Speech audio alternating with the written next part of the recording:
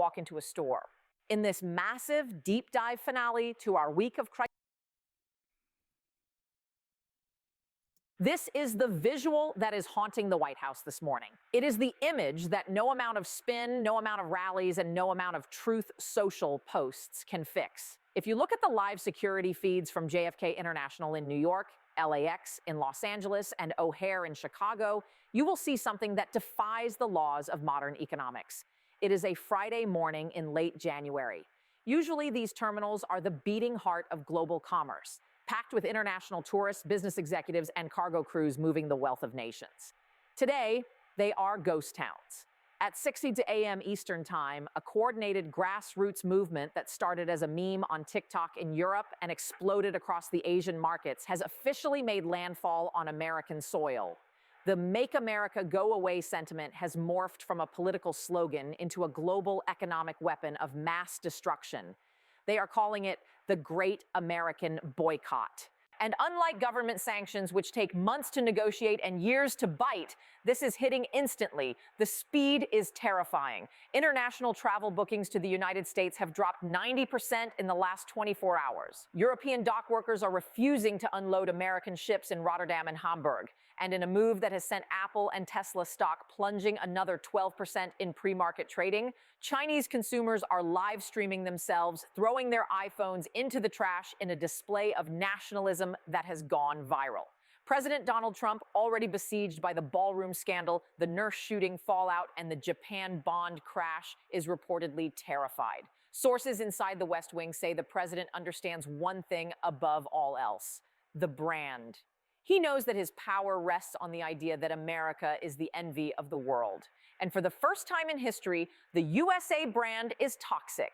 He is screaming at his trade advisors. He is demanding that the European Union force their citizens to buy American goods. He is threatening to seize foreign assets. But he is learning the hardest lesson of capitalism.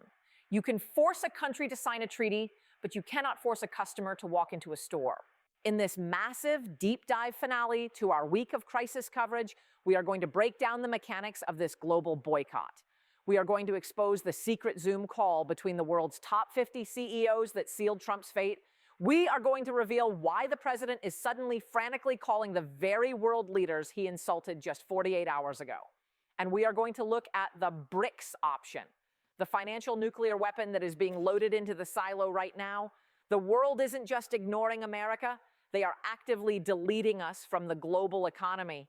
To understand the panic in Washington, you have to look at the speed of this. Governments move slow, people move fast. After the fatal insult tweet where Trump called European leaders vassals and the horrific leaked video of Sarah Jenkins being executed in Minneapolis, the global public snapped. The reservoir of goodwill that America built up over 75 years drained away in 75 hours. It started in Denmark. Following the president's threat to annex Greenland, a viral challenge called "We're Bye USA" began trending in Copenhagen. Danish influencers, who usually idolize American culture, started posting videos of themselves canceling their Netflix subscriptions. They showed themselves switching from Coca-Cola to local sodas. They filmed themselves canceling their Florida vacations and booking trips to Spain instead. It spread to France. The French, who have always had a love-hate relationship with American power, decided they had enough. French cafes in Paris started putting up handwritten signs in their windows. No American products served here. Videos of French citizens returning Levi's jeans and Nike shoes flooded TikTok. The hashtag Sans Amerique, without America, became the #1 trend in the Eurozone. Then it hit Asia. In South Korea and Japan, U.S. allies who were humiliated by Trump's protection racket comments, the boycott turned corporate. Samsung stores in Seoul launched an overnight campaign offering trade-in deals for iPhones that are so aggressive they are practically giving phones away. The marketing tagline? Switch to stability, switch to respect. Japanese youth, who drive the trends of Asia, are posting videos burning American flags, not out of religious hatred, but out of cultural disgust. This isn't just about politics, it's about disgust. The video of Sarah Jenkins dying has been viewed 2 billion times globally. To the world, buying an American product right now feels like funding a police state. The cool factor of America, our greatest export worth more than our oil or our weapons, is dead. Wall Street analysts are calling it a reputational black swan. Goldman Sachs just issued an emergency note downgrading the entire U.S. consumer discretionary sector to sell. They estimate that if this boycott lasts 1 month, it will cost the U.S. economy $500 billion. If it lasts 3 months, we are looking at a depression that makes 1929 look like a mild correction. The most dangerous element of this boycott isn't the consumers, it's the labor unions. The International Transport Workers Federation, ITF, which represents 20 million transport workers globally, held an emergency vote yesterday in London. They passed a resolution in solidarity with the American nurses and the victims of state violence in Minneapolis. The result: constructive delays. In Rotterdam, Europe's largest port and the gateway to the German industrial heartland, dock workers are inspecting every single container coming from the United States. Usually, inspections take minutes. They scan the barcode and move it. Now they are opening the boxes. They are counting the items. They are checking for safety. Inspections are taking days. American soybeans, American cars, American machinery are sitting on the wet docks of the Netherlands, rotting and rusting. In Vancouver and Montreal, Canadian longshoremen, already furious about the lumber tariffs, have joined the line. They are refusing to load Canadian goods onto U.S.-bound trains. The Canada blockade we discussed on Sunday has now expanded to the maritime borders. This is choking the U.S. supply chain from the outside in. Walmart and Target are already warning of empty shelves by next week.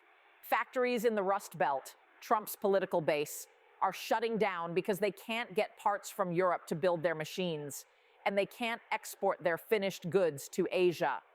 Trump tried to threaten the unions on Truth Social this morning. The lazy European dock workers are playing games. I will ban their ships from U.S. waters. I will seize their cargo. It was an empty threat. If he bans European ships, the U.S. starves. We import 40% of our medical supplies and high-tech components. The unions know this. They have the leverage, and they are using it to squeeze the life out of his presidency. While the streets are boycotting, the boardrooms are conspiring. We have learned from leaks at the Financial Times that a secret video conference took place yesterday afternoon.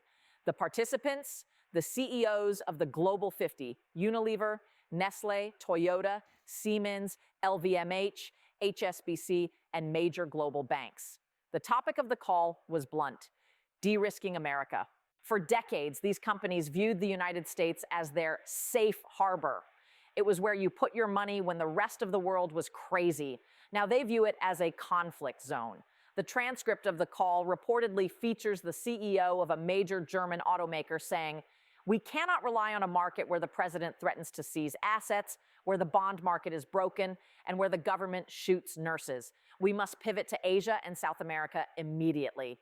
They agreed to a silent withdrawal. No press releases, no big announcements that would trigger Trump's rage. Just a quiet shifting of investment capital away from the U.S., canceling new factories in Ohio, moving R&D centers to Toronto or London, reducing inventory in U.S. warehouses. This is the capital strike that kills an economy. It's not a crash, it's a suffocation. Trump calls the CEOs globalist traitors, but they don't care. They answer to shareholders, and shareholders hate instability. By making America unstable, Trump made America uninvestable. The ultimate irony of the Trump presidency is this: he wanted to build a wall to keep the world out. Now the world is building a wall to keep us in. Several nations are issuing travel advisories for the United States, usually reserved for war zones. New Zealand raised its threat level for the U.S. to high risk, the same category as Turkey or Colombia. They cite civil unrest, arbitrary detention, and risk of state violence against foreign nationals. Germany warned its citizens, avoid all protests. Do not engage with federal law enforcement. Medical care may not be available due to strikes. Be aware that gun violence is prevalent and police response is unpredictable. This is humiliating. The U.S. relies on tourism for 10 million jobs. Florida, Nevada, New York, their economies run on visitors. The hotels in Miami are reporting 80% cancellations for February. The casinos in Las Vegas are empty. Disney World is a ghost town. Trump's reaction to this has been frantic. He ordered the State Department to issue counter-advisories claiming Europe is dangerous, but nobody believes him. They see the video of the nurse. They see the tear gas in the church. They know where the danger is. Here is the terror part. Donald Trump realizes he has pushed too far. The fatal insult tweet didn't make them submit, it made them leave. Now facing an economic depression, he is trying to fix it. Sources say he spent the morning trying to call Emmanuel Macron and Keir Starmer. He wants to offer a deal. He is reportedly willing to drop the Greenland demands. He is willing to drop the tariffs. He just wants the statement retracted. He wants the ambassadors to come back, but they aren't taking his calls. The Élysée Palace in France issued a statement. The president is currently traveling and unavailable. Downing Street in London said, the prime minister stands by the joint statement. There is nothing to discuss until the rhetoric changes. They are ghosting the president of the United States. They know he is desperate. They smell the fear. They are waiting for him to break. This is the gray rock method of dealing with a narcissist. You stop engaging. You stop arguing. You just turn away. And for a man who needs attention like oxygen, this silence is suffocating. The boycott has reached the one sector Trump needs to keep the stock market afloat, big tech. The European Union's threat to use the anti-coercion instrument, ACI, has terrified Silicon Valley. If Europe blocks U.S. data transfers, Facebook, Google, and Microsoft stop working in Europe. That is 30% of their revenue gone overnight. The tech CEOs, Musk, Zuckerberg, Cook, are reportedly in an emergency meeting at the White House right now. But they aren't there to support Trump. They are there to give him an ultimatum. Fix this or we tank the market. Elon Musk, who played a role in the failed Greenland deal, has reportedly turned. He posted a cryptic meme on X this morning, a sinking ship with the caption, "Abandon." If Musk turns on Trump, the crypto bros and the tech right turn too. Trump loses his online army. The tech sector has the power to deplatform the entire administration if they want to. They can tweak the algorithms. They can hide his posts. And with the EU holding a gun to their head, they might just do it. Back on Main Street, the panic is setting in. Americans are watching the news about the dock worker blockade. They are rushing to the stores. Panic buying has started. Toilet paper, medicine, electronics, car parts. The just-in-time supply chain cannot handle this. By Monday, the shelves will be empty. And when Americans can't buy what they want, they blame the president. The Make America Go Away protests are growing because now even the apolitical consumers are angry. They don't care about Greenland. They care that they can't get insulin because it's stuck on a ship in Rotterdam. The boycott has brought the consequences of Trump's foreign policy right into the American living room.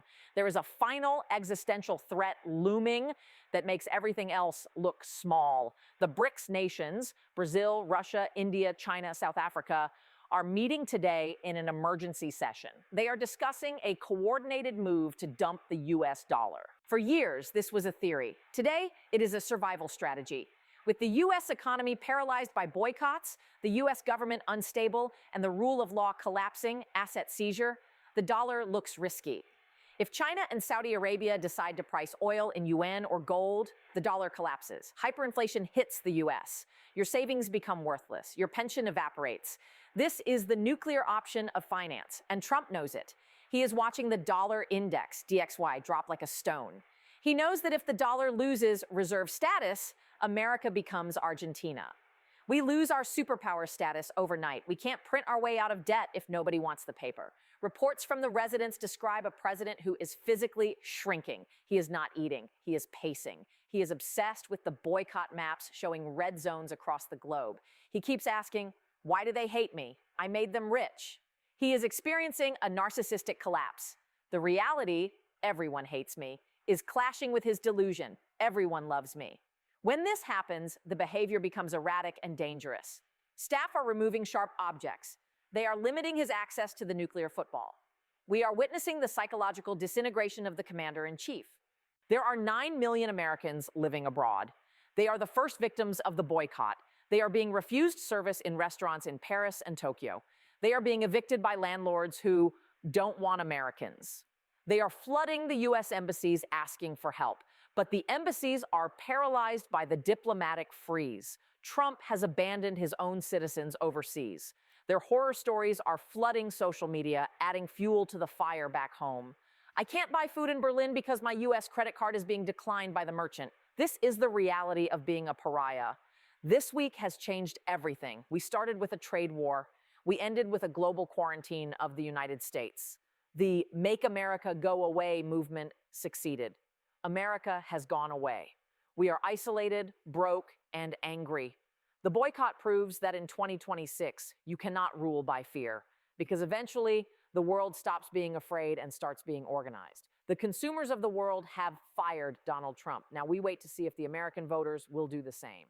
Subscribe. This is the end of our special coverage week. But the story isn't over. Monday is coming, and the markets open at 9:30 a.m. God help us all. Let's look at why Trump can't sue his way out of this. Usually, the WTO, World Trade Organization, prevents countries from banning goods. But this isn't a government ban.